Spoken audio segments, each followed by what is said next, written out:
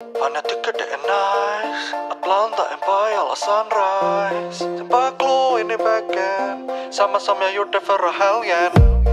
Fan jag tycker det är fin med Kosken och Piggelin. Sen man blandar i hinken, lovar det blir värsta drinken.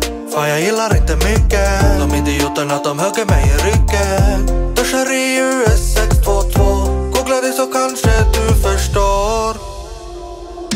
Brukar ställa husvagnen i fjällen någonstans. Jobbar som en dromedar så jag får komtimär.